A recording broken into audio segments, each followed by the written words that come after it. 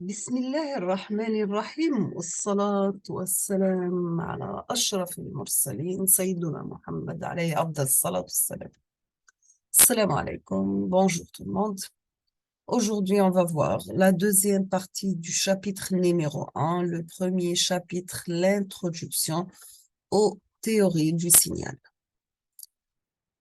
On a vu la vidéo précédente, c'est quoi un signal, c'est quoi un système, c'est quoi un bruit, c'est quoi la théorie du signal, c'est quoi le théorème du signal et, et le traitement de signal, les différentes applications du traitement de signal.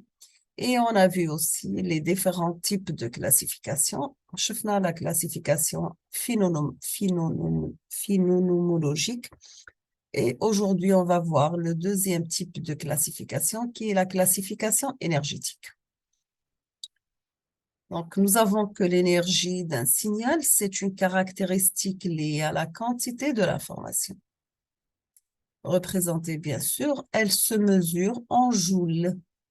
Vous avez que l'énergie d'un signal x de t sur un intervalle t1 et t2, bien sûr, avec t1 doit être inférieur à t2, est égal à l'intégrale entre t1 et t2 de notre signal x de t en valeur absolue élevé au carré dt.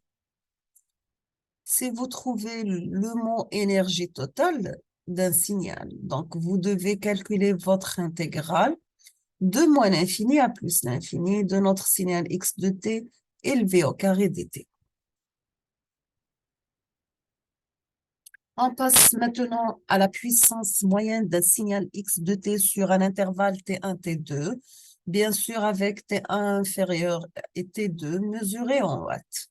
Donc l'énergie mesurée en joules, la puissance en watts. Vous avez la formule de la puissance, c'est P égale 1 sur T2 moins T1, un intégral entre T1 et T2 de x de T élevé au carré en valeur absolue dt. Pour la puissance moyenne totale d'un signal x de t, vous avez P égale, c'est la limite, donc si vous trouvez toujours moyenne totale, donc vous devez calculer par rapport à l'infini. Donc la puissance égale, c'est la limite quand grand T tend vers l'infini de 1 sur la période grand T, un intégral qui varie de moins t sur 2 jusqu'à plus t sur 2 de x de t élevé au carré en valeur absolue dt. C'est quoi la valeur efficace d'un signal x de t sur un intervalle t1, t2? Toujours t1 doit être inférieur à t2, donc c'est la valeur efficace, c'est la racine carrée de la puissance. Donc, c'est la racine de 1 sur T2 moins T1, un intégral entre T1 et T2 de x de T élevé au carré dt.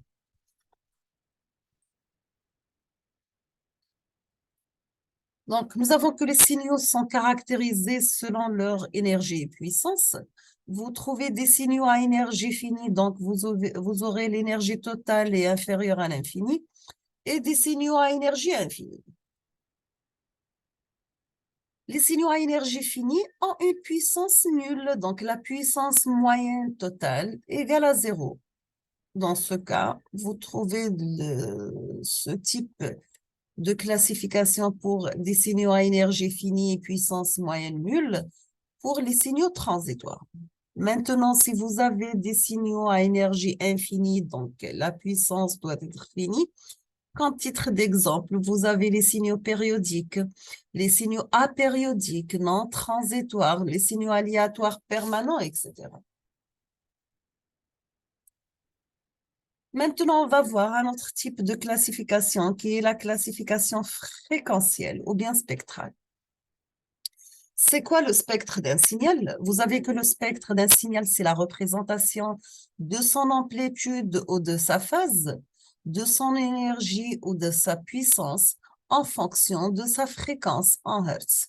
Donc, vous avez domaine temporel S de t. Si on passe au domaine fréquentiel, vous aurez S de f. Donc, le temps doit être changé par la fréquence. C'est quoi une largeur de bande ou bien ce qu'on appelle la largeur spectrale? C'est le domaine des fréquences occupées par le spectre d'un signal. On appelle largeur de bande delta F, c'est la fréquence max moins la fréquence minimale.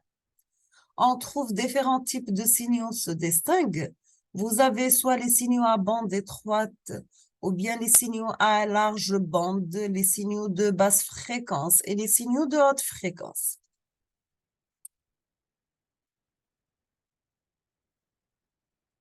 La largeur de bande ou largeur spectrale, toujours, vous avez des signaux à large bande étroite dont la largeur de bande est relativement petite. Quand vous voyez sur cette figure, vous avez les signaux à bande étroite. Deuxième type, ce sont des signaux à bande large dont la largeur de bande est relativement grande, voire infinie. Donc, vous voyez ici un signal qui est un signal à large bande. Maintenant, pour les signaux de basse fréquence, dont la largeur de bande est centrée sur des fréquences relativement faibles. Donc, vous voyez ici un signal basse fréquence. Et les signaux de haute fréquence, dont la largeur de bande est centrée sur des fréquences relativement importantes. Donc, ici, vous trouvez les signaux haute fréquence. Maintenant, on va voir la causalité. C'est quoi un signal causal? Un signal causal, c'est les nuls pour toute valeur négative de t. Donc, vous avez ici un signal complet qui est défini dans la partie négative et la partie positive. Il devient causal lorsqu'il est défini la partie positive et il devient anticausal s'il est défini seulement dans la partie négative. Maintenant, pour un signal pair, vous avez qu'un signal réel et pair, c'est pour tout t appartient à R. Nous avons f de moins t égale à f de t. Il présente une symétrie horizontale par rapport à l'axe désordonné. C'est quoi un signal impair? Un signal réel, il est impair. C'est pour tout t appartient à R, nous avons f de moins t qui est égal à moins f de t, ou bien tout simplement f de t est égal à moins f de moins t. Il présente une symétrie par rapport à l'origine.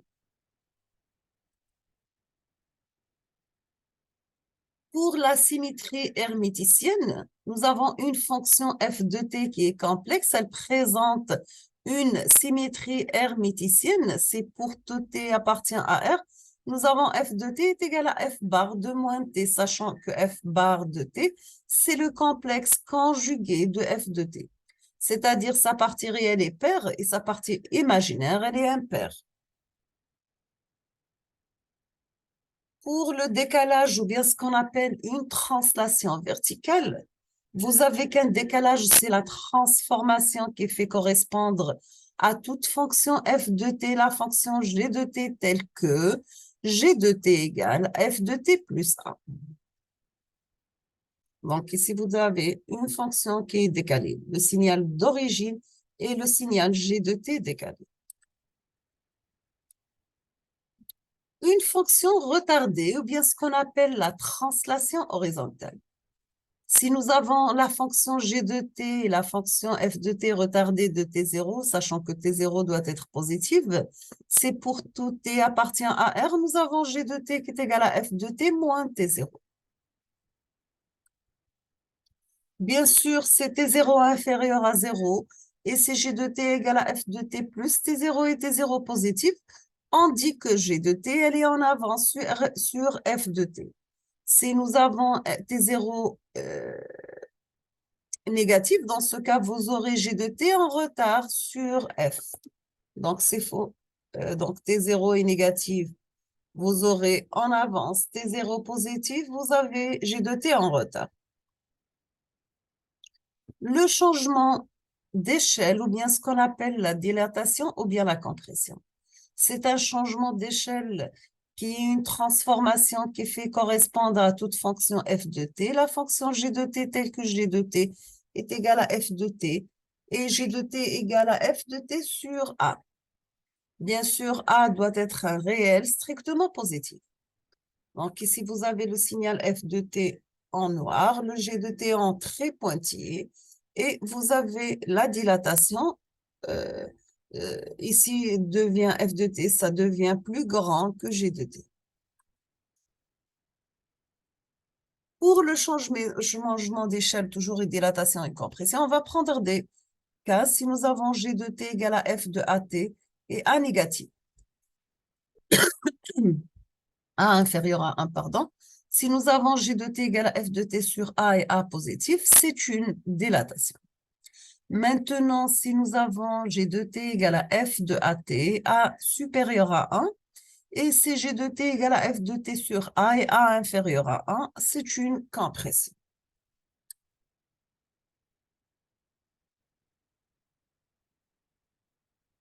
Maintenant, on va voir c'est quoi une impulsion, ou bien ce qu'on appelle la distribution, ou bien le pic de Dirac. Vous avez que l'impulsion de Dirac notée, Dirac de T, se définit comme la distribution qui fait correspondre à toute fonction f de t contenue à l'origine, sa valeur à l'origine. Donc, vous avez plus particulièrement pour f de t égale à 1, vous avez f de 0 égale à 1, et l'intégrale de moins l'infini à plus l'infini de Dirac de t dt égale à 1. Nous avons toujours que l'aire de G de t est donc égal à l'unité, c'est-à-dire que Dirac de t égale à 1 pour t égale à t0 et 0 pour t différent à t0. Deuxième type de signaux particuliers en traitement de signal, vous avez l'échelon de Heaviside, ou bien ce qu'on appelle l'échelon unitaire. L'échelon de Heaviside, noté la forme hadith de t, se définit comme la primitive de l'impulsion de Dirac. Donc, l'échelon unitaire, c'est l'intégrale de moins l'infini à t de Dirac de U de du, égale à 0 pour t négatif, égale à 1 pour t positif. La rampe unitaire maintenant, vous avez que la rampe unitaire notée R de t. Elle est définie comme la primitive de l'échelon unitaire. Donc, R de t égale à t par U de t, sachant que R de t égale à 0 pour t négatif, égale à t pour t supérieur à 0. Maintenant, l'impulsion, ou bien le signal rectangulaire, ou bien ce qu'on appelle le signal porte.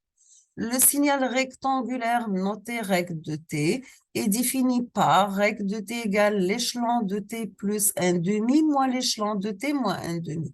Donc, est égal à 1 pour t en valeur absolue inférieure à 1 demi, égal à 0 si vous avez t en valeur absolue supérieure à 1 demi. Toujours la surface est égale à l'unité, c'est-à-dire à partir de ce signal, on peut obtenir une impulsion rectangulaire de durée grand T, d'amplitude grand A, centrée en T égale à tau.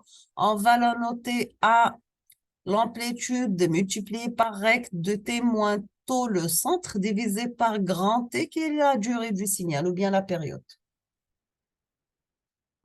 Pour l'impulsion, bien ce qu'on appelle le signal triangulaire, vous avez que le signal triangulaire noté trait de t est défini par la fonction rampe de t plus 1 moins 2 fois la rampe de t plus la rampe de t moins 1 est égal à 1 moins la valeur absolue de t pour t en valeur absolue inférieure ou égale à 1 égale à 0 si vous avez t en valeur absolue supérieure à 1. Pour le signal exponentiel, donc vous avez sous la forme générale, peut s'écrire x de t est égal à b par exponentielle at, sachant que b a sont des paramètres réels et b est appelé amplitude mesurée en t égale à 0. Vous avez x de 0 égale à b. Bien sûr, lorsque a est positive ou négative, on aura deux comportements différents, peut-être identifiés. Si vous avez A négative, on aura dans ce cas une exponentielle décroissante. Et si vous avez A supérieur à 0, vous avez une exponentielle qui est croissante.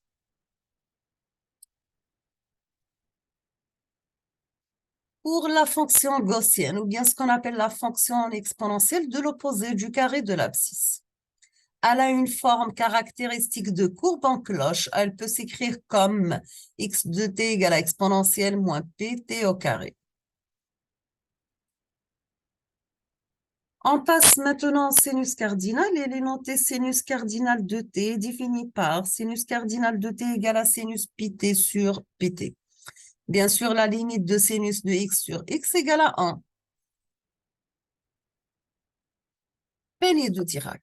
On appelle peignée de Dirac une succession périodique d'impulsions de Dirac. T, c'est la période du peigne. Cette fonction est parfois appelée train d'impulsion ou bien ce qu'on appelle une fonction d'échantillonnage. Donc, vous avez la peignée Dirac de période de grand T0 de T égale la somme de Dirac de T moins T0. K varie de moins l'infini à plus l'infini. K, c'est un entier naturel. Pour les signaux particuliers, vous trouvez les signaux rectangulaires périodiques qui ont une amplitude qui est égale à grand A et la période égale à grand T. Ou bien, vous avez les signaux triangulaires périodiques, toujours avec une amplitude grand A, une période qui est égale à grand T. D'accord? Nous sommes arrivés à la fin de cette deuxième partie du premier chapitre, Introduction aux théories du signal. Je vous remercie infiniment pour votre attention. Comme toujours, n'hésitez pas si vous avez des questions et à la prochaine vidéo, Inch'Allah. Merci beaucoup.